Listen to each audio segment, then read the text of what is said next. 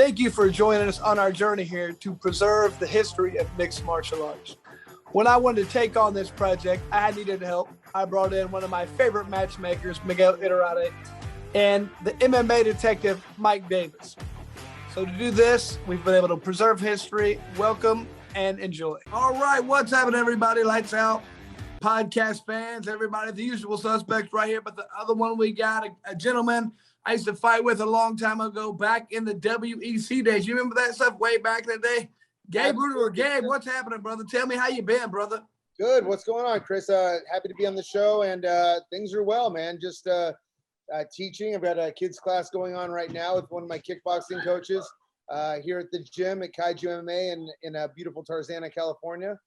Things are good. You know, I've got a beautiful family. I'm going to turn 44 on Sunday. Things are as good as can be for all things considered. And that's great. So where exactly is Tarzana? Is that anywhere near Lemoore, California? We used to fight WC together. I'm about probably 3.5 hours from Lemoore. I would say for listeners, probably about 20 minutes from Hollywood, California. Oh. Yeah, and probably, depending on traffic, 5 hours from LAX. Gotcha. About 2 legitimate miles. Okay. It's 20 miles from LAX, but I mean, traffic in LA, it's notorious. So yeah. Okay. So no, definitely, we're glad to have you aboard. That reminds me, I'm gonna have some jiu-jitsu questions for you from Eddie Bravo to Mark Lehman to there's a lot of interesting people out there that you could probably give us some firsthand stuff on. But I'm gonna hand it off to Mike so he can start with your MMA career, which is also well worth the time here. Thanks, Gabe. Oh yeah.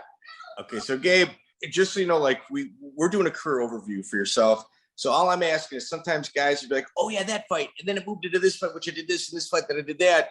And sometimes there's like certain facts about those fights that we like to kind of, explore a little bit. So we like to take our time. No problem. Okay, so hey, Chris, let me just ask one question. I know you like to kind of get in with how you got started. So let me just get this thing going a little bit. October 18, 2002. You are 0-0, and you get put up against, it's a WEC. It is. You get put up against Sam Wells, who is 7-6 with a ton of experience. It seems to me that maybe that's not the opportune fight to have your debut with. How does something like that take place? And then Chris, it's your turn.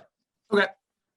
Well, so actually, there was some Midwest database back in the day that had Sam, he had something like 40 fights at that point. It's a Midwest circuit type thing. But regardless, it's possible.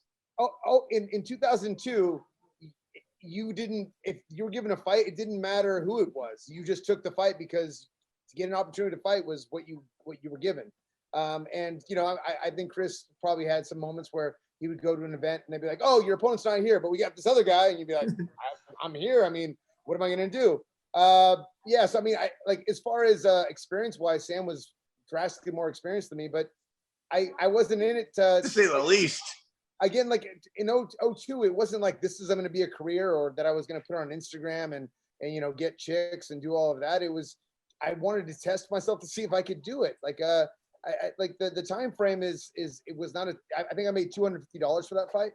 There was no money and there was no notoriety. You did it because you wanted, well, I guess everyone does things for different reasons, but for me, I just wanted to see if I could actually do it. I'd done Brazilian Jiu-Jitsu tournaments. I'd done kickboxing tournaments. I actually did a San Shao, the Kung Lee. The wrestle with the throws. You can do throws, and I did a tournament like that. And then I remember going to Japan. I trained in Japan for 2 months, trained with all the Grabaka guys and all a lot of the guys that were fighting in Shudo. And with grappling, I did really well with them. And I was just like, I want to see if I can fight. Let's just see if I can do it. And the promoter had Sam coming out with another guy from the Midwest, and I'm like, okay, I have a fight. Outside that's all I really cared about. Now, describe the fight a little bit. I know Sam, actually. We booked Sam in Hook and Shoot earlier, and you rematched him later. So the first one had to be intriguing. How'd that go? So I really like Sam, and we're still friends to this day. We still talk. I got bronchitis the week of the fight because again, that time frame we didn't really know how to train. So my jiu-jitsu coach was like, we were sparring on Thursday, like hard sparring on Thursday, and I felt really run down. And like the very next day, I woke up and I'm hocking out a lung. You can ask Dan Camarillo was there. He shared the hotel with me. I'm hocking out a lung all Friday night. Like, and he was so pissed off. He fought Sam's training partner, and I went out there. I took Sam down. I got mount. He rolled me, and that was about all I had in my gas tank. I got back to my feet. I threw some really weak leg kicks, and Sam cracked me in the face, and I think that was pretty much it. It was over in probably a couple of minutes. So, in essence, it's your first fight. That's your hardest one. It really is your hardest one. Yeah. And Miguel, it's his first fight, and he's doing pretty well. He starts out super aggressive, so aggressive that he shoots across the cage for a takedown. And they both, because he's running so fast, they bounce off the cage wall like a slingshot. And like they kind of almost go to the center of the cage because the force is so much. And after Wells, who's probably, like you said, he's probably got about 40 fights, and that is absolutely believable. That is not a statement that's ridiculous. That's actually in the realm of possibility. He just kind of timed Gabe's movements and, caught him with a decent punch. Just to fill in here, his training partner, Dan Camarillo, fought Justin Wiman, and you had a good solid card there. Gilbert Melendez is on that card. Tim Kennedy was on that card. So, well, that's a WEC. Olaf DeVito. So yeah, doing good things on your first fight. It's a nice card to be on, bro. For me, it was a fight to be on. Now, the WEC, like at that point, Scott Adams, because of his connection with Chuck Liddell, had a lot of connections with other fighters. So he would bring in look, Chris Lytle fought there. Legit talent in the WEC. And I'm fortunate that was my first fight. And then to become a champion of that organization was something that at that point, like, again, I was going to fight once and that was it. Like I'm going to test myself and see if this works. And then I was like, I lost. So it wasn't that good of a test. I want to see if I can do it again. Yeah. He's definitely 100% accurate with all that. I remember I got probably 15 to 18 fights that are not on my record from the Midwest because they went back through and said none of these were sanctioned, took them all away. So, yeah, none of those counted. And like you said, back when you started fighting, me 98 and you in 2002, there was very little money. There was very little fame. If you did it for that, you're an idiot. If that's what you were wanting, you're really low. You're aiming really low. You know what I mean? So you did it because you were a fighter. There's no other really explanation. And it's really cool back then. Everybody really loved the sport. There's some guys now who are in it because they're good, they're athletic, they're talented. People liked it back then. And that's the only reason you did it. And if not, you don't want to be in the gym all the time. There was no money. So it was different. So my question to you is, like, how did you kind of covered them, but how did you get involved? Like, what was your athletic background? What did you do? And what made you want to get involved with the fighting there? Yeah. So I remember when I was 16, my friend Sean, he calls me, he's like, so I was really into traditional martial arts. And I was doing Kung Fu at the time. And my buddy Sean, Kung Fu Sansu, one punch, one kill. I really believe that, like, if I punched you, I would kill you. Hell yeah. Like really genuinely, but look, I still believe it. I still in my heart of heart believe it. But my buddy Sean, he calls me up and he's like, my dad, his dad watched this thing and he's like, you have to come over. There's going to be another one on. It's called the UFC. Everybody fights. The guy, Sean was Mexican. So he's like, the guy who's winning it is Mexican and he's 145 pounds and he's destroying everybody. And so Sean, he's trying to, like, because he's Mexican, the guy has to be Mexican. That's obviously because his lineage is, he's a badass, of course. So yeah, of course. We go in there and I'm like, this guy's Brazilian. And he's like, he's about 200 pounds, but They're neighbors. Yeah. Brazil's just an island of Mexico, right? Right. But then, we watched the whole tournament and I'm just completely like enamored. Like this is a blood sport. This is the real stuff that I watched as a kid. Like I'm watching it for real and completely blown away. And I remember going back to my Kung Fu instructor and I'm like, Master Stacer, I watched this UFC thing and he lost his mind. That's just garbage. We have anti-grappling in Sansu. And I was just like, as mad as he got about it, made me think like there must be something about it because he's getting so irate about it. And I moved to San Francisco, and I got a tattoo. And the tattoo artist, his name's Troy Denning. He's actually a pretty well-known tattoo artist. He had a ripped gi on his studio, and it's the Gracie Jiu-Jitsu logo. And I'm like, you train with the Gracies? And he's like, yeah, I train with Half Gracie. And I'm like, dude, I know that is, because at that point I had rented every video that was possible. And there's this place in San Francisco called Japan Video, which had everything. It had IVC. It had you remember That's a good spot. The Russian tournaments, like the 32-man Russian tournaments. Yeah, the absolute. Everything there. And like, I was just this massive fan, and I knew who Halp was from extreme fighting.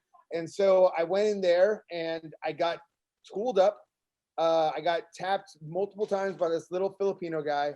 And I asked him how long he'd been training. He goes, 6 months. And I go, I am broke. I have no money, but give me that contract and I'm going to do this. That's and amazing. Nice. I started So, doing How about street fights? A big street fighting background? Not really. No, as a kid, I was into skateboarding and playing music. That was really like, look, I got into fights, but they weren't really, I actually, a lot of my friends were 4 years older than me. And so to entertain them, they'd be like, Gabe, go fight this kid. And I like just random kids, like the other kid like would always be older than me, like would push me, but like not real fighting. And then it helps. I started doing jiu-jitsu tournaments, and I hate saying it, but at that time frame, we got in a lot of street fights at that point. Like it was okay. So at this time, I've talked to several people like from the California, Carol Parisian, I mean, to name one person. And he said at the jiu-jitsu tournaments at that time, there were a lot of off the mat fights. And sometimes it was almost kind of like rival groups, and it was just uncontrollable at times. Is that true?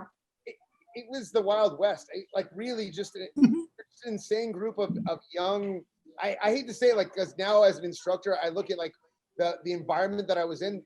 Like if we got into a street fight, whether it was in a bar or I remember I lost a jiu-jitsu tournament, and we're driving back in the van. We had it in LA, and our school was in the Bay Area.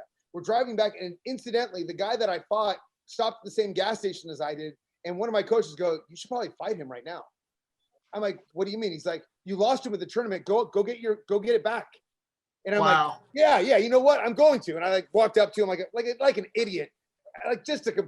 I'm so embarrassed even saying the story now, but I'm like, "What's up, man? Like, you want to do it again?" And and then everyone like woke me up, and him and I became friends after the fact. But like reflecting back, like that was the environment at that time. It was stupid, and it was Gabe. martial arts. The idea that we understand it. Well, right, Ralph is kind of like known as a bad boy kind of thing, you know? Yeah, hold up on. A little bit. So, Gabe, at this time, how many of your friends were pretending to have Brazilian accents that were clearly not from there? Way too many. Bro, trust me. Yeah. Hey, bro. Yeah. Yeah, that was like one of the most amazing things here in the Midwest. I'm just sitting here like, yeah, you're from like Southern Illinois, dude. You know, like you struggling with the English language 3 months ago, we communicated fine. Yeah. You know, it's definitely the time frame was insane, and I'm thankful in a lot of ways. Like Halps was a very, very rough environment. It was sink or swim. You could not be a weak person in that gym. Like it was definitely like every class was the world championships, and everybody tried to beat everybody up. And but the other part about it is like with my students now, like when this is how it was, we'd go to class and everyone would beat everybody, and that was all you did. You didn't want to help them. You didn't want to get anybody better, because if anybody got better, then they would beat you. So you kept all your stuff to yourself. You just crush them and then walk off the mat. It was. But I mean, me at 22, I was like, "This is heaven." It was almost like a biker gang thing, except it was done with geese. Yeah, 100%. Now go ahead, Mike. Man, dude, let me get this thing going. So, in essence, were you ever at any of the tournaments where Gokor and Rickson had words? I was not at those. No, I was not at those. But Okay, I mean, because I heard several people, like, well, I should say several. Yeah. Carol Parisian said that Rickson wanted no part of it. That not me, Carol, and he might be a little biased. Just saying. There's going to be a bias there. I mean, I will say this: I've known Rickson for many years, and that man is not afraid of anybody. Like, genuinely, like I don't see that. The Gokor crew was kind of notorious. They were a great group, and they would footlock everybody, and because that, like, everyone would say it was cheap, and I was always like, I mean, if they're tapping people, there's going to be something about it, but I wouldn't say that too loud in front of Hal or anybody else. But I don't think Rickson was ever afraid of anyone. Yeah, I was always surprised he never fought Sakuraba, never fought, talk smack about Coleman being too weak for him. That's why they would never fight. And, of course, there's Gokor, and none of those fights ever took place. I think a lot of that was so I'm still close friends with Henry Akins, one of the black belts that I've known since I was a white belt. And I remember they were just trying to negotiate money. And it's just like Rickson thought he was worth, unfortunately, more than he was worth. And he just kept prolonging it to try to get more money out of the Japanese. And, I especially like after he beat Henzo, like, and broke his arm, I'm like, oh, here it comes. It's going to happen. And then but again, like I'm not in any position to talk about it. But again, I've known the man for many years, and I've never known him to back down from anybody. So I don't really know enough about the Gokor Rickson scenario. Well, Gabe, Mark Coleman and I talk quite often, and I threw the cables on him about 3 days ago about, like, Rickson, and he cut me off mid-sentence, and he said, I've had one of my hips pop out 6 times. He's like, I know what you're trying to do. It's not happening. I'm done. So I'm like, okay, I tried. So even 20 years past his last fight, I'm still trying to throw some gas on that fire. Listen. I will say this about being a fighter: it never leaves you. It never, like, and there's I'd be lying if I said there's not every once in a while I'm like, I could do another one. I'm gonna turn 44 on Sunday. I've had my neck fused. I've had my back fused. I still can't breathe out of my nose, and I'm still like, I can do another one. That's awesome. Yeah. All right, so let's get back to MMA. I just turned 47. It didn't go away yet. So, Yeah, exactly. Yeah. Let's get this back to MMA. So, Chris, you also fought on the early WEC shows. Yes. Were you surprised at how much talent throughout the country the WEC was able to bring to their events? That's one thing I was going to ask Gabe, if he realized how big it was, because it was different back then. I mean, the UFC was big, and then things in Japan were big. I fought in hook and shoot, which was big. King of the Cage was real big then, and WC, that was pretty much it, really. But I mean, going out to WC, I didn't recognize a lot of names. When you get out there, like, man, I knew how good, in America, out in the West was pretty much the best people. California really had some of the best. That was before, American Top Team, those had really blossomed. Florida wasn't a hotbed. You had a few decent people in New York, and then just little spots. Iowa, for some reason, was some of the best in the world. I mean, California was really good.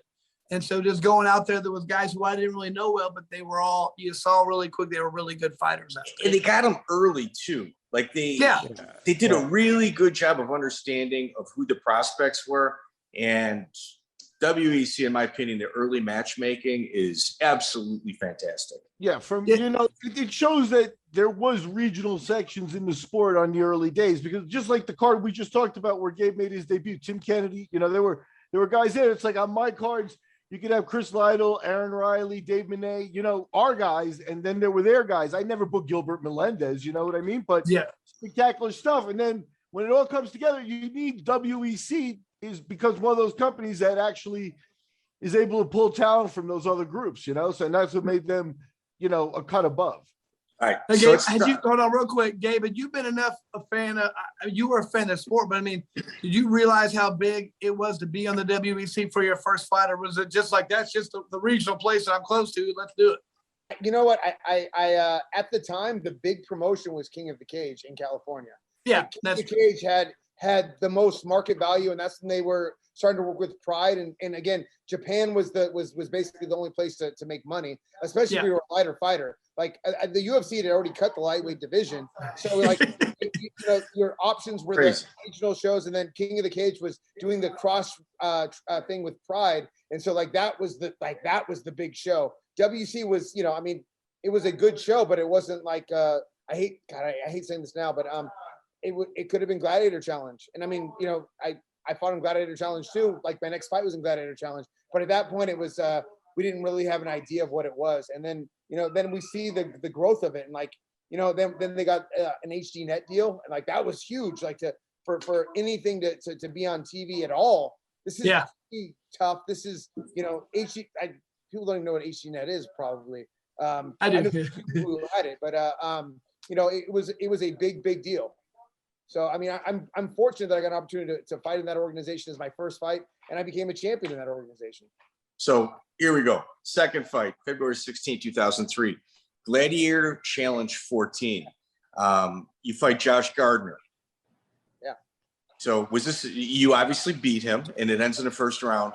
Was this a bit of redemption? Did you feel redemption for your first fight?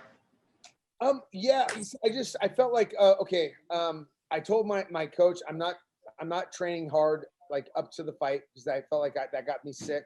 I was not sick. And Josh at that point I think had one fight, so I felt like okay, we're both getting into this is essential, but more than anything, it just ignited something in me. I can't explain it, but I loved it. I loved the ability to draw something out of me that I didn't know really existed. I mean, fighting is the most primal and real thing you can do, and then doing it in a cage as a spectator sport, it just it's like nothing else. And my second fight was and obviously winning feels way better than losing, I'll tell you that. So you also had left Half's gym to train at Millenia Jiu-Jitsu. Actually I did my second fight, I was still at Half's, and then my third fight I had left to Millenia. Yeah, because they announced you out of Millenia Jiu-Jitsu for that fight. It couldn't have been. I wasn't at Millenia yet. Really? Yeah. Now, let me ask you, is that Roland Saria's Gladiator Challenge? Is that the promotion? No, that's it's Ted Williams. Ted Williams. Yeah. Roland Saria, I did Rage in the Okay, yeah, you're right. Yep, I got it mixed up. Okay, cool. Good. Because I mean, just to give props to the card, Mac Danzig, Joe Stevenson, Nate Quarry, Jason Lambert. So again, another card with good talent from the West Coast. Solid talent. Okay.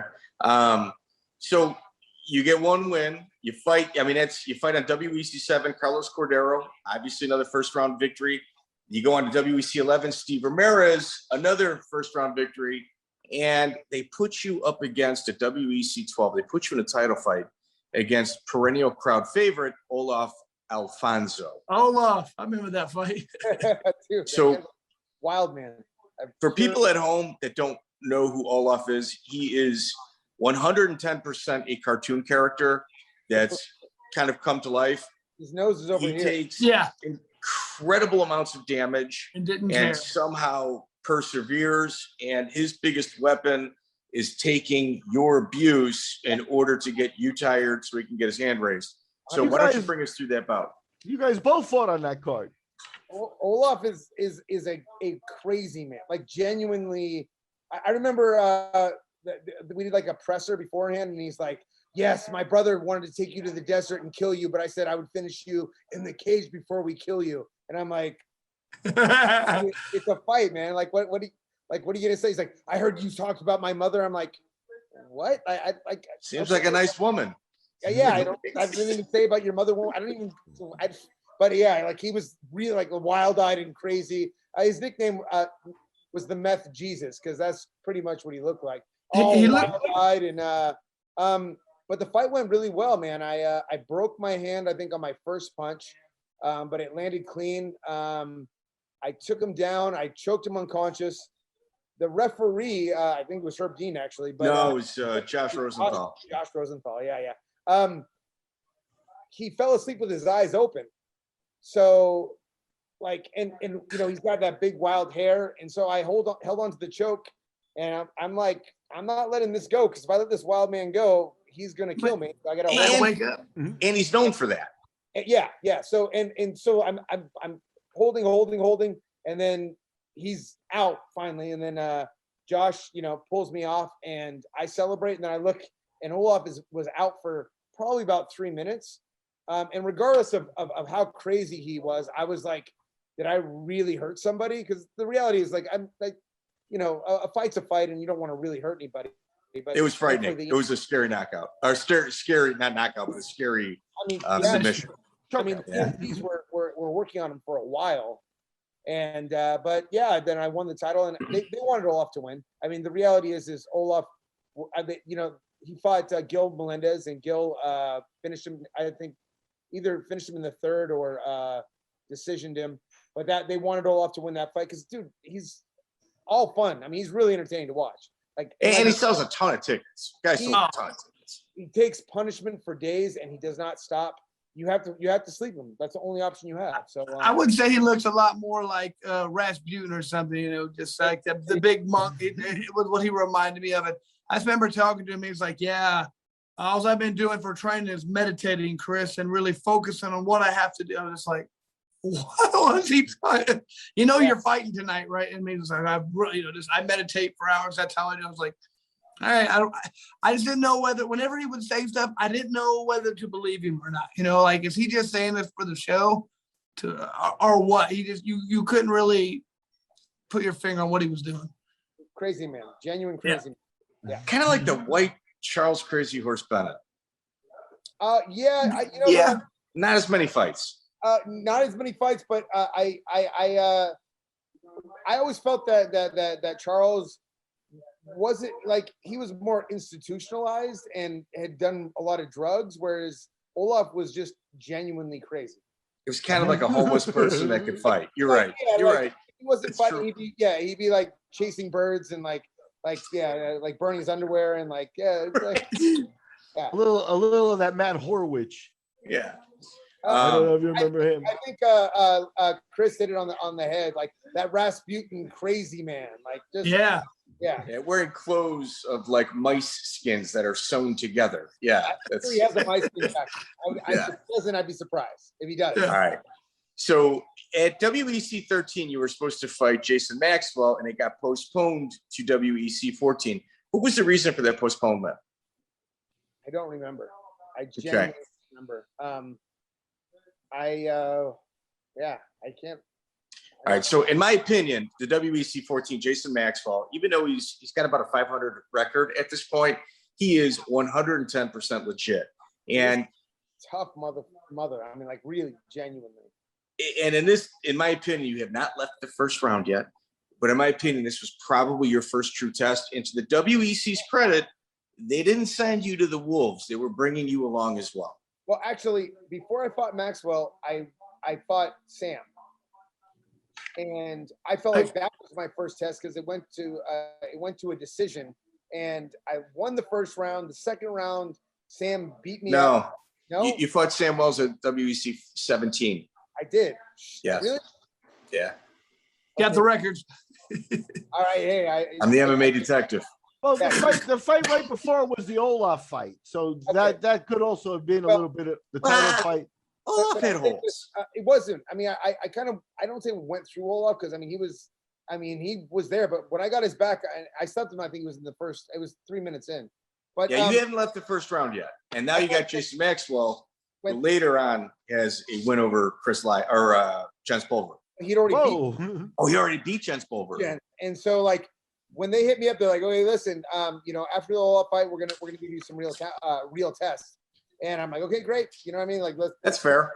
And they're like, Jason Maxwell. And I was like, oh, crap. He just knocked out Jens. I was like, oh, wow. That, like, and again, people don't get that Jens Pulver was the best lightweight in the world. Like, that was a big, big deal. Like, admittedly, I think big upset. It was, especially because Jason, in comparison, like his record. But I mean, it was a big, big deal. And so, like, I knew I was stepping up, and so I trained super hard for the fight. Mac Danzig was actually in my corner for that fight, and Mac had trained with Jason a bunch. and Mac had told me that Jason was a bit of a head case. Monty said that. Monty Cox confirmed that. Yeah. And so at the weigh-ins, Jason like got in my face and was like mad dogging me and like and I put my hand out. With the biggest smile possible, I went, "Hey man, thank you so much for taking the fight. I really appreciate it. It's so awesome of you that I'm getting an opportunity to fight someone at your level. Thank you so much." And like he said after the fight that whole night he was like, why was he so calm? Why was he caught? So after the fight, that's what he told me. He's like, dude, I don't know why. I thought you were going to come in mad dogging me and I was going to see your soul. But instead I saw a really, really nice jovial guy that was going to fight, and it threw me off. I don't know if that was like, look, I'm taking my win for the win, but it helped. Yeah, I will take it. I will take it. Any psychological side of it that will benefit, I'll take that as well. All right. So now at this time you're training with Pacifico MMA and Team Millenia. No, you know what, dude? No. Listen, my notes are not wrong. Yeah. So they're not wrong. No, I'm watching it. Like I wasn't there, but I'm watching it. Like, and I'm like, dude, I rewind this. I watch every fight like 3 times. Okay. So Pacific Martial Arts was a gym that I would train at periodically in Fresno, but I never was. So I was basically associated with them because my manager worked there. Okay, they made sure that they mentioned Pacific Martial Arts as well as Millenia. What was the reason that you left Ralph Gracie's gym? So I was working in San Francisco at a hospital at UCSF Medical Center, and I got laid off. Actually, I got fired, and but they gave me a severance package and I went to Japan for 2 months. Nice. And then I fought, and then I was teaching. I'm sorry, I wasn't teaching. I was working the front desk at Fairtex, the Muay Thai Academy, and I was bouncing at a nightclub, and I'm like, I don't know what I'm doing with my life. And a buddy of mine who was a blue belt at Rodrigo Madero's goes, "Hey, this gym Millenia in Southern California is looking for a live-in fighter. You're a blue belt, but why don't you go down and try out?" And when I was a blue belt, I was a very, very competitive, good grappler because Halp's guys, he held us back much. When we were blue belts, we would tap brown belts and black belts very easily. So when I came down, I was training with, Javi Vasquez and Romeo Ram and John Jensen and that group. And so they're like, "Do you want to move into our fighters' house?" Which was an apartment behind the gym by train tracks. Hands down, the worst living experience I've ever been in, but definitely, an experience. So I moved down to Millenia just because I was like, I don't know what else I'm going to do. Let's try to see what I can do with fighting. It certainly was like, I'm going to make money fighting and I'm going to do this. It was like, I'm enjoying this right now. I'm still young enough to do it. At some point, I'll probably go back to school and do a real job. But I was just, I'm 26, enjoying the where life took me. So it took me to Millenia. That's awesome. So in terms of like regional, we spoke about the regional scenes, about how it's all kind of broken up. And there's certain shows that kind of move the needle on this podcast. And one of which is the IFC, where you fought Corey Reeves. Yeah. On top of Corey Reeves, what was your experience like fighting for the IFC? The circus, from what everyone tells me. Yeah, Paul's an interesting guy. I'm very, very fortunate. I got to travel to Texas. I ended up not fighting there because they couldn't find an opponent for me. I went to Lake Tahoe, which was the first Nevada show outside of Vegas. I was supposed to fight a 55er, and then they gave me 2 options. They gave me a 70 pounder or 85er. The 85er actually turned out to be Spencer Fisher. He was fighting 85 at the time, but I didn't know who Spencer was at that time, but I'm like 70 or 85. I'm going to take the 70 pounder. Paul had these big dreams, and I saw some. Just say it. He did some unscrupulous shit, like really genuine, like. And you were always like, if he wrote you a check, even if it was for $400, you're like, is this gonna cash? And most of the time, it did not. And But I mean, look, you know, it was a time. It's a legendary show, though. So my manager, Mike Pop, who's passed now, he would just pick us up, and it was me, Cole Escovedo, and a couple other guys. We would just get in his truck and we would drive. So he picked me up in LA, and we drove to Lake Tahoe, which is a 9-hour drive. Another time we drove from LA to Texas, 25 hours straight to go to Laredo, Texas. Like, it was just, I mean, look, we're living in the seat of our pants and just really enjoying just the moment, the experience, you know. And yes, Paul did some shady shit, and I definitely, you know, he had this big ideas and never came to fruition. But the shows were great, and I mean, dude, I got to party with Andy Anderson in Mexico. Like, dude, Jeff Blatnick told me a story about going to when he was in Russia, and I love Jeff, and I obviously rest in peace for Jeff. But Jeff goes, if you ever get an opportunity to party with Andy Anderson, and do you remember Andy Anderson? Absolutely. Okay, yeah, I was gonna say this group probably does. Do you remember him, Chris? I vaguely remember. Andy Anderson's the guy who fought John Hess, the SAFTA guy in UFC. Wait. Andy Anderson, who's doing 30 years of federal time. Yeah, that's it. Okay, so let me just kind of set the table here. Art Davie, after UFC 7, his non-compete ran out, and Andy Anderson was so convincing, and he owned several strip clubs. I shouldn't say like several dozen strip clubs as well as steakhouses, and had so much money that Art Davie looked at an organization like the UFC that had already been built on pay-per-view, had already been established, and said, you guys aren't the real deal. Andy Anderson is, and left for Andy. And shortly after, Andy took like 30 years in federal prison. Yeah. No, I mean, Andy's the real deal, man. Like, he's, I mean.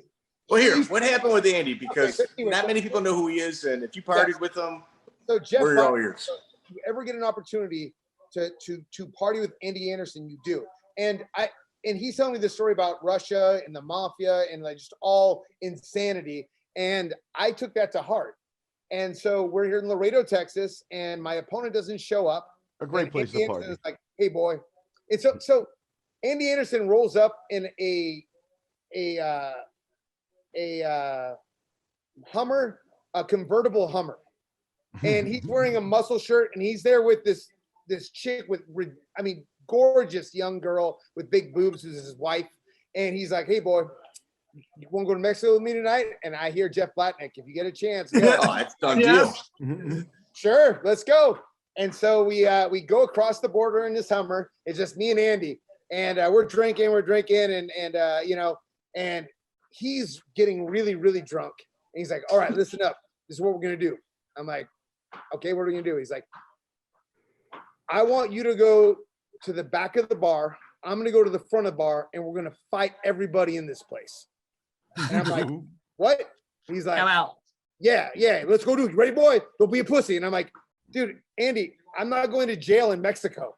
He's like, we're not going to jail. You don't understand who I am. I'm Andy Anderson. We're going to get it. And I go, Andy, I'm not going to do that. And he's like, what? And he looks completely deflated and disappointed. And he's like, you fucking, all right, let's just get the fuck out of here. And we drove across the border. But he genuinely wanted to do it. Like, he wanted to fight an entire bar in Mexico. And I'm just sounds like a Hammer House initiation. Like, dude, I was not going to do it. There's about 20 guys in there, and like, dude, we're in Mexico. I'm sorry. Do you kind of wish you would have done it now? But you know what? In retrospect, I'm like, it would have been a way better story. Well, was the neighborhood called Boys Town? Was that where you were? Does that sound familiar? Where we were at exactly, and I've been to fights in the area, and Andy Anderson, just for the record, the only man in UFC history to take a double knee drop. Yeah. So, Miguel, when we clip that story out, we're going to say, I am Andy Anderson. I'm not going to jail. That will be the clip, you know, now that he's sitting there for 30 years. All right. So, IFC, we started the question with IFC. In essence, Scott Smith, he used to be like the head of security for like a casino. Knew one of the guys that was kind of handing out the contracts, And because of that, they start the IFC. And just because you like MMA, it doesn't really mean you're a good businessman. And unfortunately, like a lot of checks got bounced, and it was kind of an organization that's got a legendary status, but it was more champagne taste with a lemonade budget. Pardon me? Not Scott Smith. You said Scott Smith. It's actually what's his name? Paul Smith. Adams. Huh? It's either Paul Smith or Scott Adams. Scott. Scott Adams or Paul Smith. Yeah. Paul Smith. I think I can convict him. So anyway, Melvin. The real story on that fight is now I can't confirm this, but what I usually do is when I usually get somebody on my radar, I kind of make my phone calls, whether it's East, West Coast. And my West Coast contact said after the Corey Reeves fight, you got into a pretty big bar fight where you beat somebody up. And you want to tell us how you got out of it? Okay, so yeah, that's actually that was IFC in Lake Tahoe. That is an epic story. Yeah. So it's true? It's 100% true. Yeah. Go ahead. So admit your sins. Oh God. Yeah. I mean, it's fine now. I would always come out with a mask. That was kind of my little shtick, going to the cage. And so I met like a lucha libre mask. These two beautiful girls that worked at the casino, and they wanted to go to the after party with me. And so we're all going in there, and I'm wearing my mask, and I'm just enjoying the moment. And one of the security guard goes, "Hey, take the mask off." So I take the mask off. I give it to one of the girls, and the guy behind him goes, "Don't let him in." And I'm like, "What do you mean, man?" He asked me to take the mask off. I took the mask off. What's the problem? He's like, "You fighters think you can do whatever the hell you want. I'm not letting you in." And I'm like, "Well, this after party is for us. Like, this is not for, like, they're doing it expressly for us. It's not for you. Like, get a manager." And the guy goes, "Well, I am the manager." And I go, "No, you're not. You're just a punk bitch security guard." And he goes, "Look, you have two options. You can leave on your own, or I'll kick your ass and throw you out." And, I'm young and I just fought and I'm like, "Oh, you're going to kick my ass?" And he goes, "Yeah." And he pushes me. And so I cracked him in the face. Two other securities grab me. They pull me down. Actually, one guy's trying to wrangle my legs, and I slip him into a triangle, and I'm choking him with my legs as the other guys are holding me down. And Mike Pop, who was my manager at the time, is like, "Gabe, dude, this is the first outside of Las Vegas fight. You can't be doing this. You need to stop now." And so I stop, and they handcuffed me, and they took me to the security room, and they're like, "You're going to go to jail, this and that." And I'm sitting there, and I'm handcuffed to a chair like this. And I'm like, "I don't feel good." And the guy's like, "Fuck you, you're going to jail." I'm like, "I don't feel good, man. I'm going to pass out." And he's like, "Fuck you, blah, blah, blah." And I just did a header off the chair. Boom. Fell on the ground, and I started convulsing. And he calls EMS. EMS comes, and they put me on the gurney, and they wheel me out of the casino. And all the fighters are like, "What the hell's going on?" I think I winked. I'm also really, really drunk, so take that into consideration. I think I winked at a couple of the fighters, like, "Ha, ha, ha." They take me to the hospital. The doctor checks me out. He's like, "Are you okay?" I'm like, "Well, you need to do a CT or anything?" I'm like, "Well, I just passed out. I feel okay now." And he's like, "You're saying you had a seizure?" I'm like, "I don't think I had a seizure. I just blanked. I blacked out for a minute." And he's like, "Okay, let me call you a cab. This is pre-Uber. And so he calls me a cab. I get into the cab as the sheriffs come to the hospital. I go back to the casino. I meet the two girls. I go party the whole night. Like, everything's great. I'm at a club, like, partying the whole night. Everything's great. I go home, and then I was served 2 weeks later that it made sense that we were staying at the casino. They knew who I was. So they pressed charges on me after the fact. And so they actually went to the hospital to get you, but you managed to get out and went partying. Nice. Yeah, that's good. That's good. I went back to LA, and I'm like, "Oh, everything's fine." Like, I have this crazy fun story, and then the mail came. Yeah. How did that get resolved? How much did that cost you? How much did that cost you in legal fees? So actually, here's interesting enough. So they initially tried to get me for, I think, 2 felony counts and 3 misdemeanor batteries.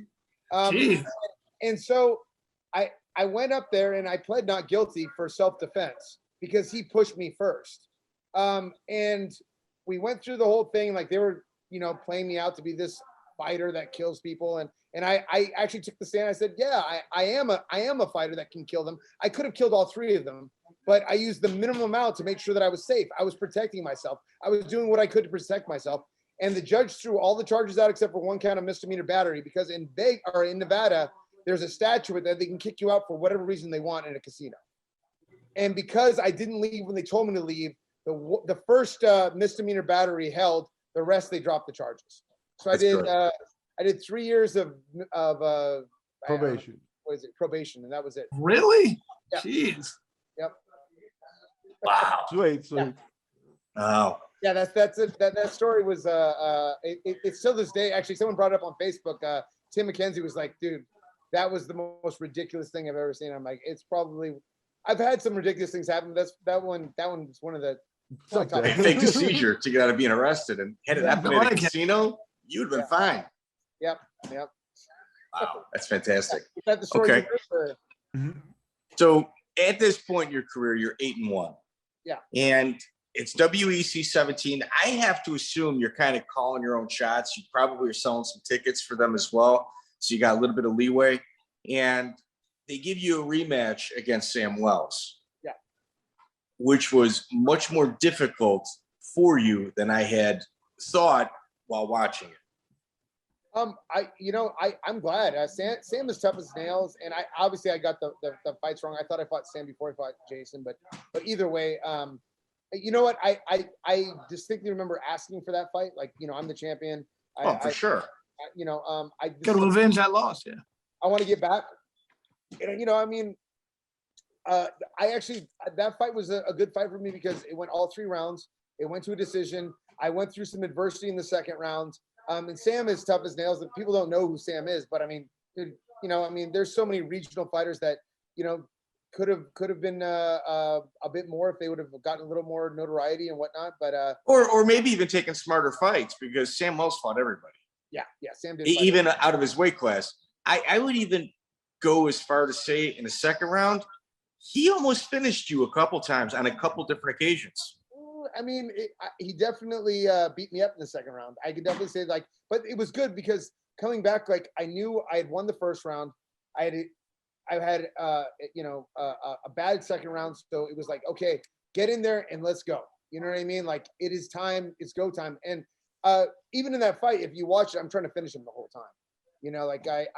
There's no. Well, you did finish him. I did not, but I did not. I went to decision. My fault. You got a decision. Yeah, but here you won the first round, and you kind of showed your grit in the second round, and you won a third. Yeah. So at some point you got to deal with adversity, and that second round certainly was that. Third round you got mostly top position, if I recall correctly. You took the time from him, and Sam was pretty much done as well. Your last fight in the WEC was against Hermes França. Yep. So, Chris, on some of these bigger cards, they don't film the undercard at all. And they've got a 155-pound title fight on the undercard while headlining with the 145-pound title fight, while having other fights on that card that aren't title worthy. How does that happen? It's not even recorded. It wasn't? I thought it was. No. Oh, I'm okay with that. How does that happen where they move you to the undercard rather than on the main card? I thought I was on the. This is the first I've heard of that. I don't know. There were a lot of fights in the card. It was the first sanctioned fight in California. I know that. As far as for the WEC, they were going through the sanctioning body, because prior to that they were just doing on the Indian reservation and running it however they wanted. And the commission. I know that the fight before me was Rob McCullough versus Rob McCullough.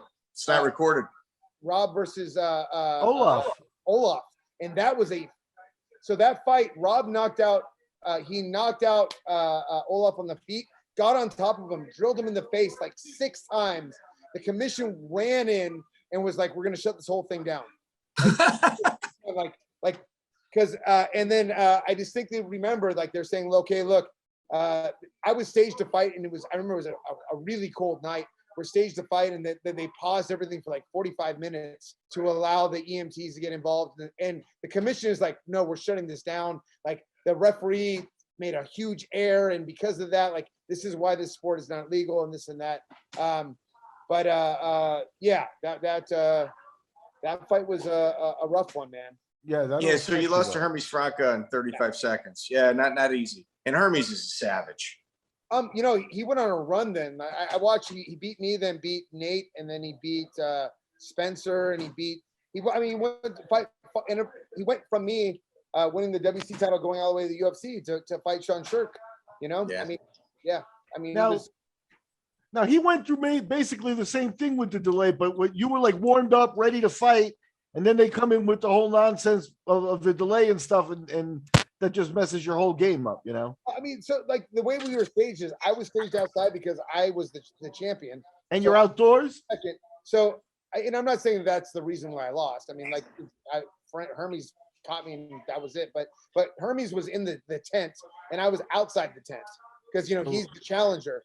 And then the Rob knockout happens and EMTs are getting involved and the commission is losing their mind, and the fight happened the way it happened. I still feel like, and Josh and I have talked about it a couple times, I feel like I was still able to fight. I think Hermes rocked the crap out of me, but I remember I was in on a single leg, and then Josh jumped in, and Josh said because of what happened with the commission, they weren't they were stopping it immediately. Now, but it was still a loss. I'm not gonna, I'm definitely not saying that Hermes probably would have just beat me up some more. Who knows? But I felt like Josh and I both talked about it, and he said the reason why he stopped it as fast as he did because of the Rob McCullough thing, and the commission was losing their mind.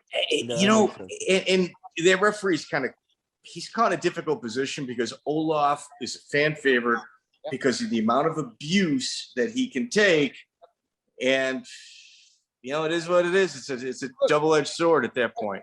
Referees as a whole, it's a rough deal, and you're supposed to be making split-second decisions, and and sometimes you let them go too far, or sometimes they let them go too long. It's a difficult task, and especially when you have the commission yelling at you, it puts you in even more of a position where you're like, okay, we're going to stop things fast. Yeah, you mentioned it was their first show too. Like I did the first commission show in Massachusetts and the first commission show in Florida. And both times the commission, they were on edge, man. They were on edge. Makes sense, yeah. So, but it is what it is, and I lost the title, and it hurt in a lot of ways, but it obviously didn't stop me. It didn't I could have called it a point at any time, but it was just get back to work. That's cool. So you win another fight after that, and then you make your UFC debut against an incredibly tough Melvin Gillard at UFC 63. And at this point, Melvin is, probably about 22, 23 years old, and he's on the verge of being a 50 Fight Club member. Did you recall Melvin at like weigh-ins and stuff like that? Because back then he was like a real life comic book character. Still is. I've never been known for my physique. That's not I wasn't a ripped up, shredded guy. Standing next to him, he's chiseled. He's probably an inch taller than me, and he's a knockout artist. I think he just finished the Ultimate Fighter and was training with Tito, and their camp was very, very tight knit and very. They go to Big Bear and train up there and stuff. I wouldn't say I was intimidated, but I definitely knew I was in for a real fight. And here's the reality is when I got signed to the UFC, I never thought I was going to fight in the UFC. That was never. I distinctly remember being fine. Oh, I fought for championships. I fought on TV because of the HENet deal. Driving in to the arena, I shit my pants. Oh my God, I'm in the UFC. Like, dude, this is when I was a kid.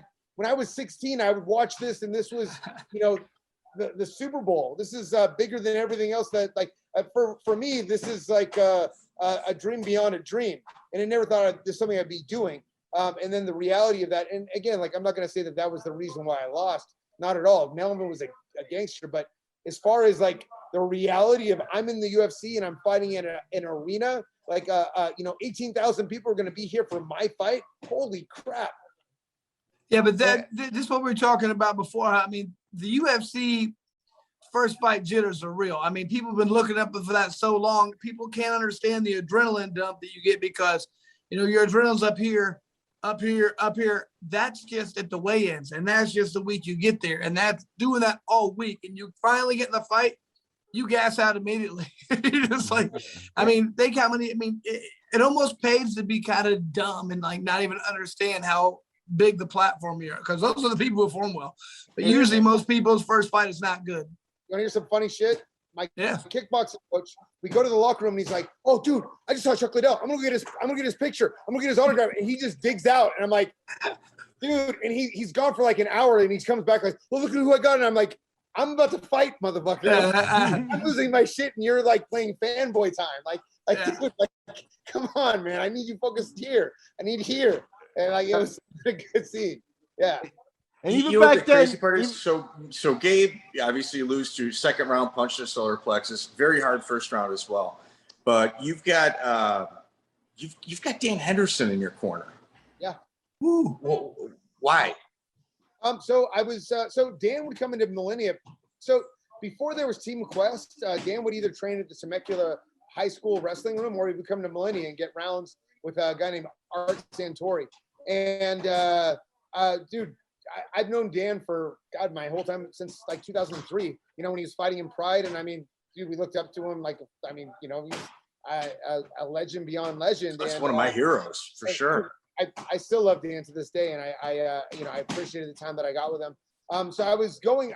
Heath Sims helped me with my wrestling for that fight, and I was doing private lessons with Heath, and I would go down to Dan's. This is when Team Quest actually became a gym. And that was actually after the Melvin fight. I moved my camp to Team Quest to be with Dan in that group. That's smart. That's smart. And so from there, you finally get to the Ultimate Fighter season 5. Why don't you bring us through the process of getting on the show? So I got a phone call from my manager, Ed Soares, and like I still was on contract with the UFC because I had fought Melvin, and they're like, "Hey, you're getting an opportunity to be on the Ultimate Fighter. I want you to go have coffee with one of the producers." So I met her in Santa Monica, and she's like, "Oh, you're great. I'm gonna have you come out to Vegas, for the tryouts." And I'm like, "Okay." I didn't know anything else past that. And I at this point, the Ultimate Fighter was a big deal. I mean, to see what it done to Forrest's career and Diego's career, and anyone that was on the show was becoming it was again, coming from a point where you're fighting, in underground fights and in with nobody around, to then people recognizing you as a fighter. Like, it was a massive transformation. And so I went to do the tryout, which was, you go to Vegas, they have you in a van, you do medicals. The guy driving the van, incidentally, works for Spike TV, but he pretends like he's just a driver. And he's seeing how you interact with the other guys in the bus. And, Matt Wiman and I hated each other right away. Yeah. What was the reason for that? I don't want to get into it because it's his training partners at the time. He was training with some guys in Florida, and I was friendly with them, and I had heard that Matt had left them on bad terms and was and so like when you have people that you're friendly with and then you hear that this guy leaves on bad terms, you're immediately you're gonna have an impression of him, and then my personality was like water and oil right away. And I think who else was on the bus with me? I can't remember who else was in the bus with me. But so we went and did that, and I was gonna go to Thailand to train, and so I called one of the, I can't remember who it was, and I go, "Look, I'm about to leave for Thailand. I need to know if I'm on the show or not, because I'm gonna stay longer if I'm not on the show." And she's like, "Okay, you cannot tell anybody this, but you're on the show. You're 100% on the show." Because I went, okay, so I went and flew to Thailand, trained at the Fairtex camp. I kind of wish that I wouldn't have, because I was like, I'm in Thailand. I'm training but I'm also drinking and I'm also having fun. And you know, the Thai camp is very, very hard, and it wasn't anything. Like, I'm getting ready for a Muay Thai battle. You know, I'm not getting ready for MMA. And I came back for a week, and my weight was high, but I had cut weight so many times before. I'm like, oh, this will actually be kind of good, because I had saw how Bobby Southworth caused drama and got a lot of TV time. And then I think it was Joe Stevenson or someone else had gotten there's two, at this point, there was 4 other seasons, and there were 2 debacles with weight cuts. And I'm like, me coming in at 177, I've made this weight multiple times. When I fought Melvin, I cut from 77. You know what I mean? So I'm feeling like, okay, it's going to be a hard cut, but I've done it multiple times, and it'll cause a little controversy, and I'll get some more camera time. And the reality is when you get on the show, you know that there's cameras on you, and you know that you know you're going to be on TV, so you're going to be yourself, but on level 15.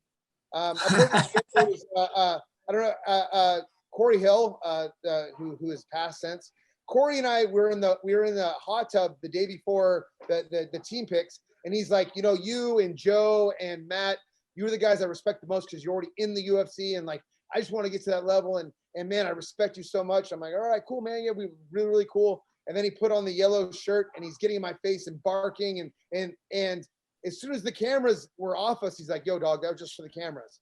And I'm like, yo, man, like, I didn't know it was for the cameras. I thought we were going to fight. Like, I was like, I was scared up, like, fuck, man, he's going to throw on me. I don't want to fight. Like, and they were telling us if you fight in the house, you get kicked out. So, you know, I don't want to get kicked out of the house. I want the opportunity to go through the whole process.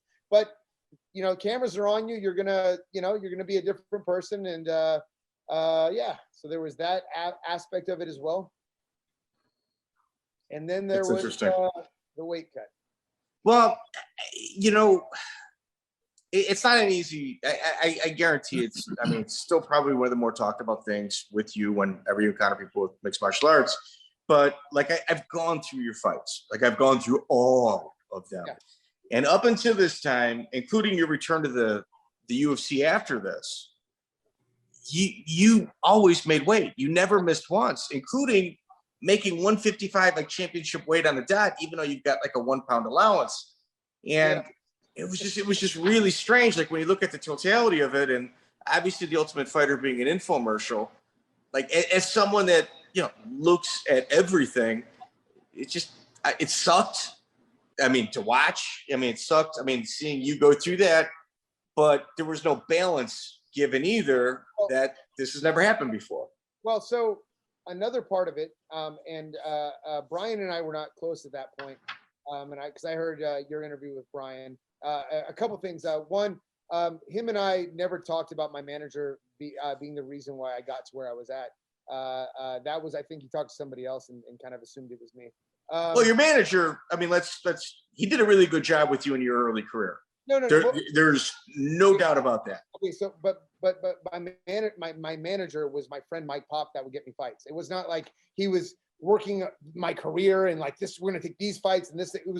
Mike was just the guy that got me fights. And then I got Ed Soares after the fact, and Ed was one that was like making moves. Like, for instance, after the Hermes fight, we had a Pride deal, and then we actually dumped the Pride deal because UFC was blowing up for the weight. So again, like, but I, you know, anyways, I had strep throat when I was trying to make weight. I was on antibiotics, and I made it to 58 before my body shut down on me. And like, I had to see what happened. I had to watch the show. Like, I remember waking up in the hospital after they gave me 4 IVs and explaining to me what had happened. I watched this. I watched, you know, what was on the show, and I kind of remember pieces of it, but my body just shut down on me. I got to 58. My body was like, nope, no more. And it's 100% my fault. I should have come into the show. You know, I should have been 65 realistically. I shouldn't have thought that, like, oh, you know, you always make weight. It's easy to make weight. I take 100% responsibility for that. Of course. Do you feel like, in a way, you know, you kind of touched on a little bit, you know, it's almost more airtime if you're losing more weight, more of a drama thing. Do you almost feel like you let that kind of aspect of it, realizing this isn't as much about fighting, and let the theatrical part kind of dictate what happened a little bit, you know, because in a way that seemed like what happened, and then it kind of messed you up. You kind of wish you hadn't looked at that way and said, I got to focus totally on fighting. Like I've always taken fights seriously. But the show feels like it doesn't feel like a fight. I remember sitting with Rob Emerson after Rob had lost, and Rob was so bummed out. I'm like, dude, you're going to be a superstar anyways. Like, you understand that, like, you now that you're on this show, you're going to get 16 weeks of coverage, and you're still going to be in the UFC because, you know, there have been 4 other shows for us to watch prior to this. So we knew that, you know, whether you won or lost, you got another shot at the show or to fight in the UFC. And typically with the finals at that point, they would take cast members and then you would fight someone from the cast member. Oh yeah. Yeah. How hard was it? Like when you were packing your bags and stuff like that, did you have any conversations with Dana off screen, or was just that it? No, you know, the show is so interestingly enough, when they did my final interview with the crew, they're like, "Are you upset?" I'm like, "Of course I'm upset." And the woman's like, "No, think about this. Your parents are going to be watching this. And like, she starts to cry, and I'm like, oh shit. Like, I was fine until she started crying, and then I started crying. And that's like, that whole sobbing thing was, you know, like they manipulate you in a scenario. But Dana told me, like, I don't know, I think it was on the show, but Dana said, you're never going to fight in the UFC again. You know, you've just squandered your opportunity. Like, you're done. Like, and your career is going to be over now. And I mean, it kind of was at that point.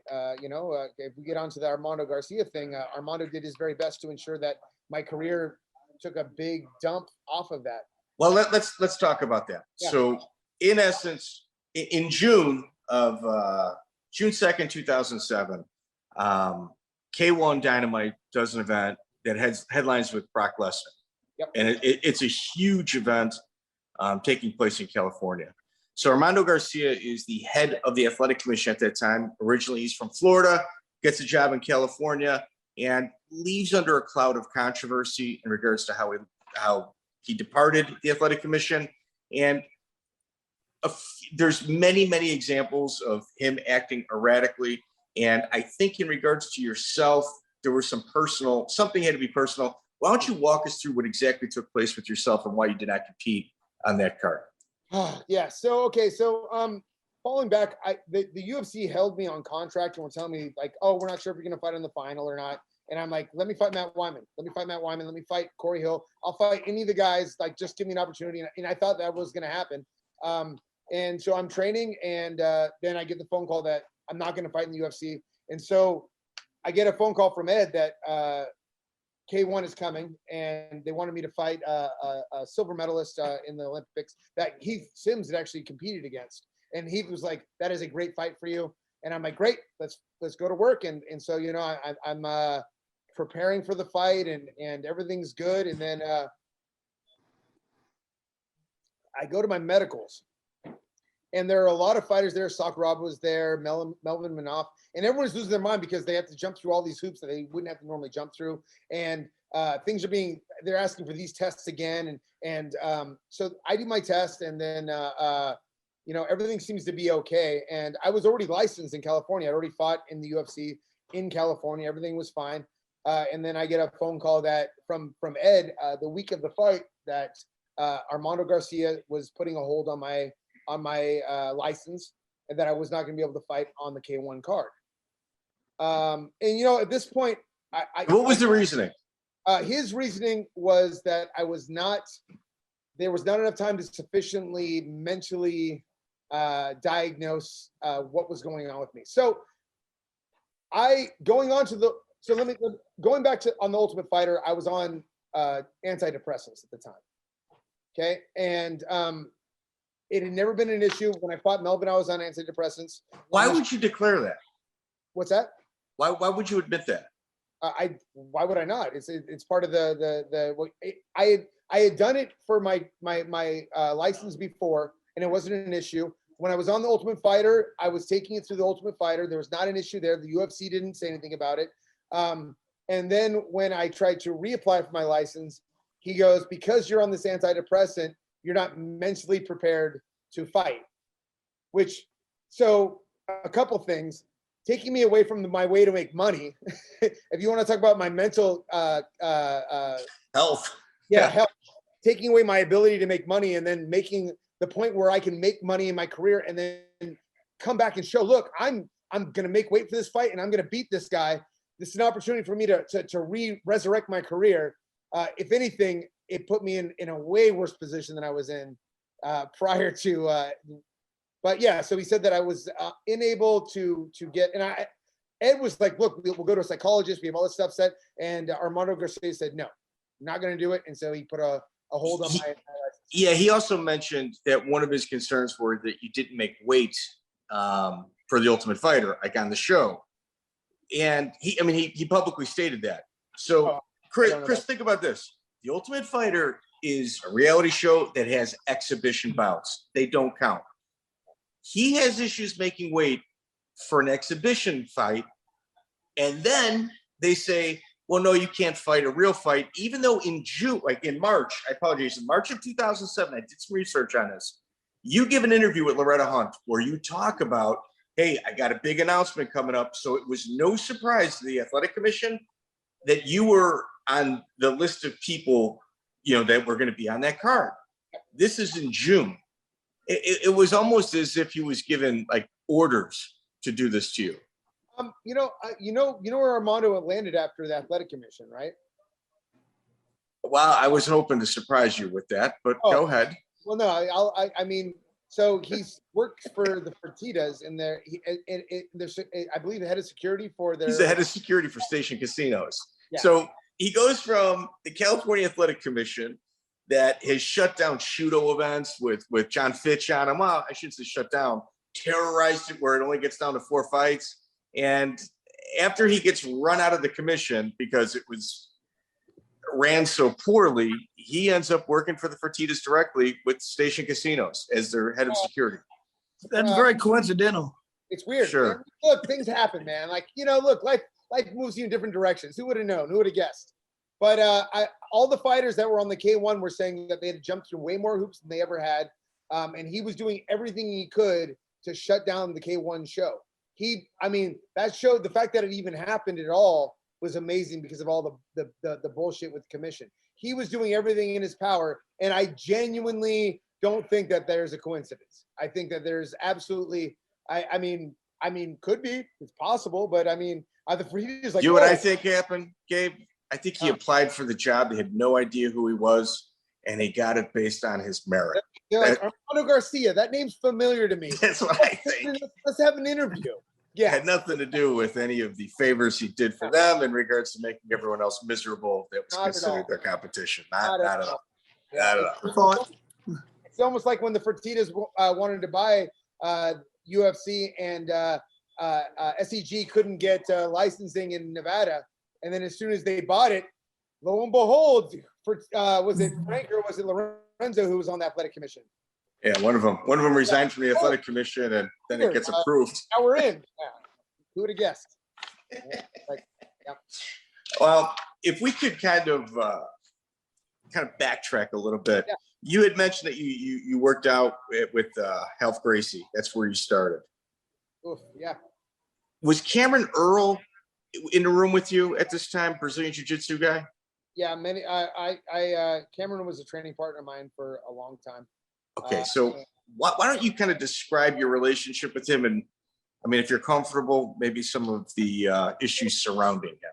Yeah, Cameron was someone you wanted to be friendly with because he was a sociopath and even on the mat, was he nuts? Oh my God. He was like he just wanted to hurt people. Like all he wanted to do was hurt people, like genuinely hurt people. And we would party together and we got in way too many street fights together. And I actually, I don't know if you know this story, but Cameron had actually killed somebody in Reno, Nevada. He got into a street fight with a guy and put the guy in a triangle and did not let go. The guy flatlined. EMTs came, and because the guy was actually a felon, a known felon, the police said as long as he doesn't die, you're good. But if he dies, you're going down. And the guy survived, and that's how Cameron got out of that one. Again, I was friendly with him because you didn't want to have him as your enemy. Does that make sense? Oh, wow. He was like that psychotic? You didn't want Cameron on your bad side. Like, genuinely, if you were his training partner and he didn't like you, he'd break your arm. Like, genuinely break your arm. Like, without even question, think about it. And then Half would blow it off like, oh, that's just Cameron being Cameron. He was like a genuine piece of garbage, like, really. And I was friendly with him because that was the safest place to be. You were afraid of him. Yeah, it's 100%. Like, I can say that 100%. Like, here, let me tell you. Did Cameron have any fights? No, it's funny because Cameron was getting ready to fight MMA, and his grappling was ridiculous. But whenever he would get hit, everything would just stop. And we started to realize that, like, it was 100% he was a bully because he couldn't strike, and because he couldn't strike, whenever he got cracked, everything would turn off. So we never fought. All right, so Chris, let me kind of put this in a proper perspective. Cameron Earl went up against Marcelo Garcia on 3 different occasions, and he beat him twice. So for those people at home, Marcelo Garcia is kind of like the Michael Jordan of jiu-jitsu. And you'd be hard pressed to kind of find a different type of comparison. He's the ultimate winner. And Cameron I think he submitted with like an ankle lock at one point. I think he knee barred him.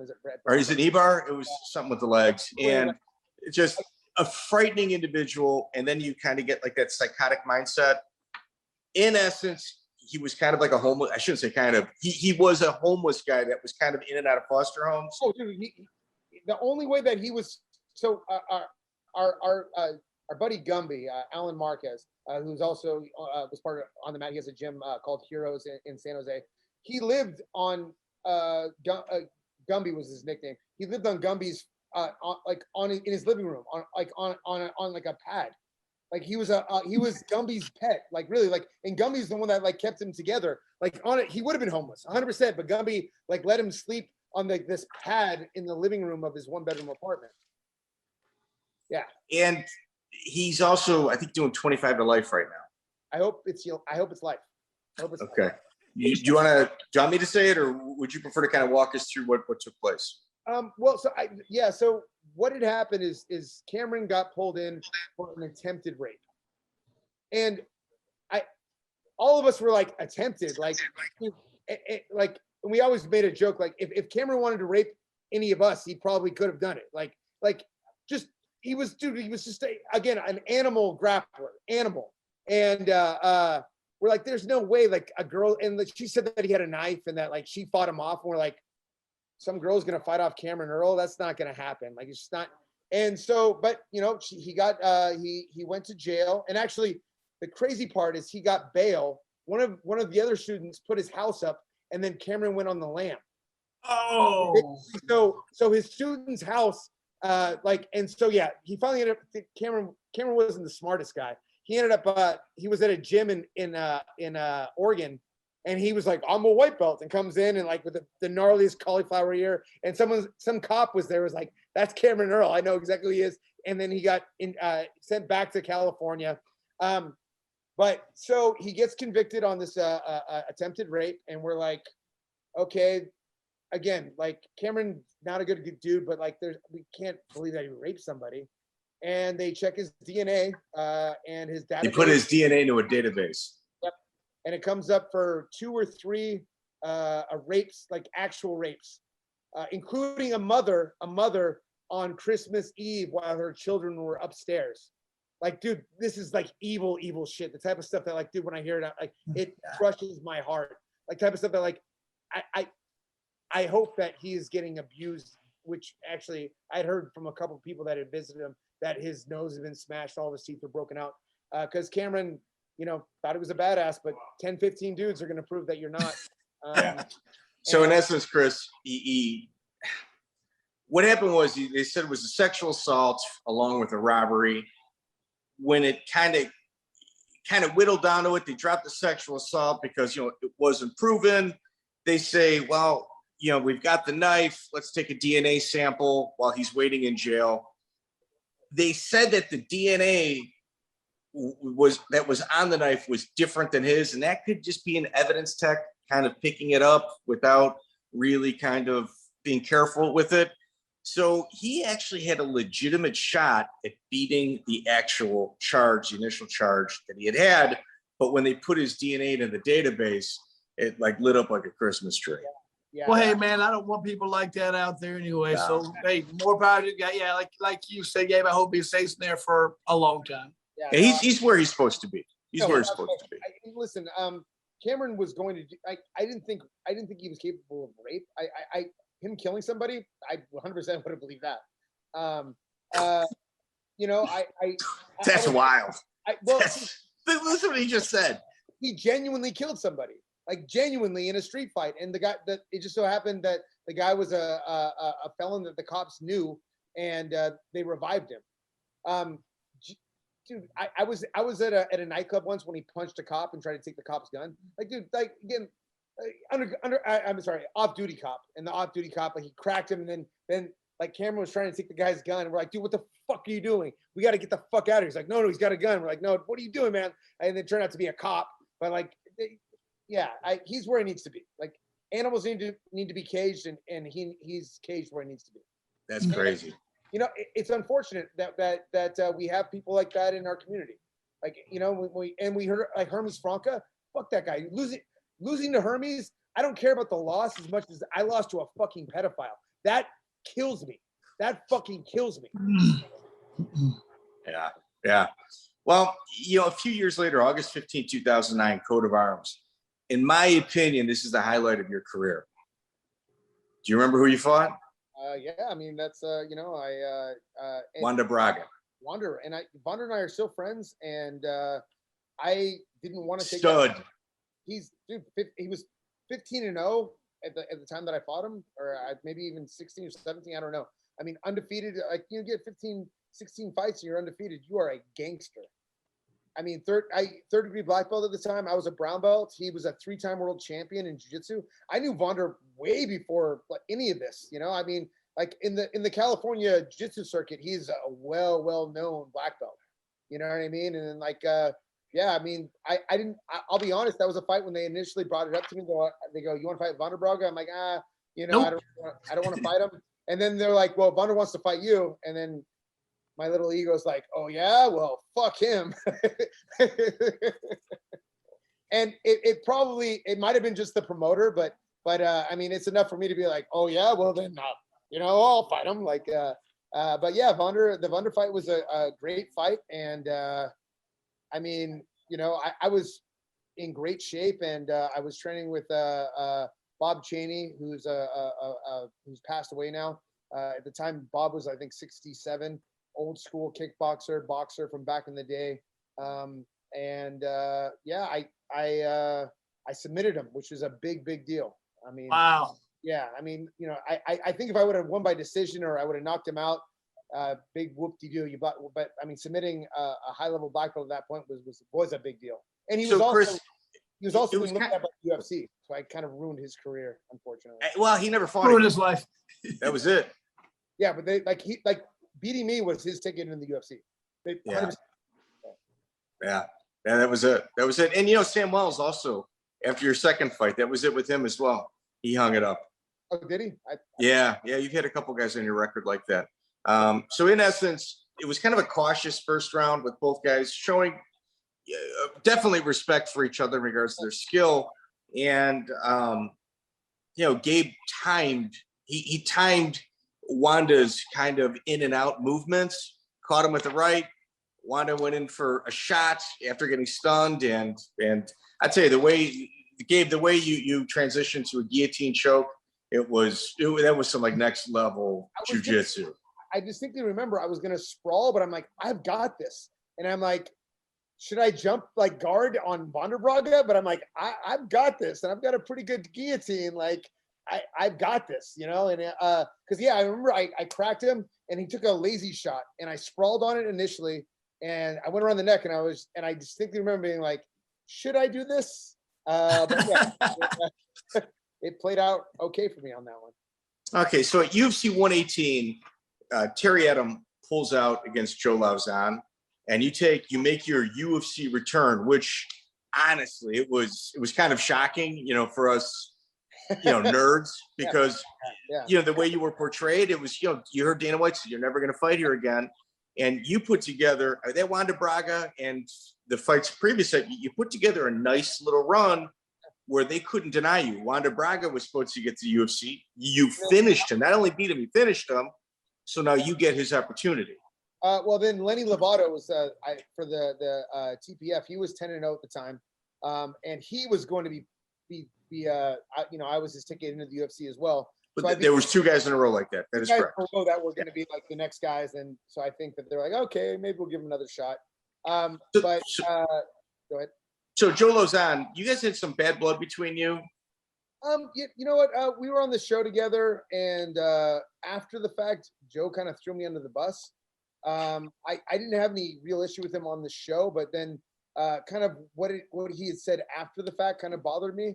And we trained on the show, and I look, training's training, but I felt very, very comfortable after the training sessions that I could, so that fight, after the Lenny Lovato fight, my back was a mess, and I was doing spinal decompression. I had spent a month doing nothing but trying to rehab my back. And my manager calls me, and he's like, "Hey, dude, you're not going to believe this." I'm like, "What's up?" He's like, "Do you want to fight Joe Lozon in 3 weeks?" I'm like, "Dude, I haven't trained in a month. I don't know even what my weight is." And so right, I'm not doing this again. Yeah. So I stepped on the scale. I was 171, and I'm like, 3 weeks, 171. All I'm going to be doing is cutting weight. But I felt that I could beat Joe. I really could. And so I went and I got cortisone shots in my back. I felt like $1 million. Like, oh, everything's great and back to work. So I spent 3 weeks cutting weight, and I actually game planned for Joe, which is what I should not have done. I should have just met him in the middle and fought him the way I fight. But I tried to game plan, which is just fucking stupid. And Joe hit me. Joe's tough. He's tough. Yeah, I give him credit. He hit me with a left hook, which kind of dazed me. And then I distinctly remember when Joe took me down, I got to my guard. I'm like, okay, I can relax. And Joe's like, no, you can't, motherfucker. And he just like shark, like with blood in the water. He just took me out. And Chris, he's so deceiving. Like, we had Mike Brown on, and he's like, yeah, I almost quit fighting after I lost to Joe because I just didn't think he was that good. I mean, look, Joe's a gangster, man. And he's tough. I would still like that fight back. I would love to fight him again. I still feel like maybe at one point I'll have to knock on his gym door and be like, come on, let's just put on the gloves and do it one more time. It's in me. I can't let that go. But it was really unfortunate. Taking a fight on 3 weeks notice, no matter what, is hard. And against Joe Lozon in Boston, holy shit. Good luck. Dude, coming from LA, I didn't realize those massholes are ruthless. Ruthless massholes. You mother's a slut, a fucking mouth, you bitch. Fucking walking out to just horrible. Thanks. Like you hear everybody like, and they're all like, yeah. It's a hostile territory. Yeah. So one of your training partners that also interests me is, man, I'd love to sit down and talk with them. Alberto Crane.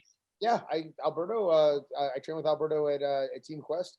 I actually what was that? What was it like training with him and your experience at his gym? So the funny thing is, Javier Vasquez was my roommate, and Alberto had beat Javi for the King of the Cage title, and Javi hated him. Not like it was more of a competitive rivalry. It wasn't so much that like look, you beat me, so like I want that back, and so. That was how I saw Alberto at tournaments and stuff, but I wasn't friendly with him. But Javi then ended up beating him at the Abu Dhabi trials. And then I ended up becoming friendly with Alberto. And then we trained together at Team Quest. And he's a great guy, man. He's a very, very good jiu-jitsu player. It was incredibly intelligent. Because, Team Quest is wrestlers and all really, really big wrestlers. It was like Dan Henderson, Mo Lawal, there wasn't a lot of guys that were my size, and so to have a black belt of jiu-jitsu was great. And Alberto's a great guy. Yeah, very intelligent guy. Yeah, no, for sure. Great gym in Burbank. Actually, I went in and actually did his podcast maybe like 7-8 months ago. Okay. Yeah. Brilliant mind. Definitely. I'll tell him to hit you up. I'm sure he'd be happy. Oh man, I'll definitely take him in a minute, dude. Yeah, definitely. So Chris, that brings us to the end, my man. All right. Hey, man, I love hearing the old school. That's why we do this, man. A lot of people will never understand what you're talking about. Fighting in 2001, fighting whoever was there, fighting weight classes up. That's not, those days are dead, and that's why we love doing this. We love having guys like you on here who are just true fighters, my man. So I loved it when we got to hang out back in WEC days, and just thank you for being on here and sharing your stories, but I appreciate it.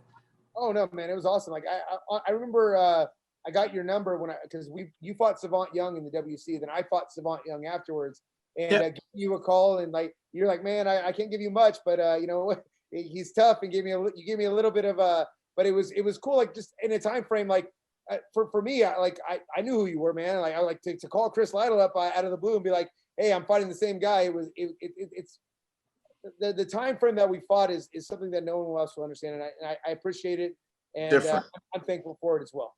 Man, it was such a small community back then, like you said, and like you said, that the popularity wasn't there, so I never looked at us as being anything besides just normal guys, and so you calling was just totally, it was just totally normal. I didn't see us being like anything different besides budding. You know what I mean? So it was just a different era. Now it might not be like that. I don't know. It's just different.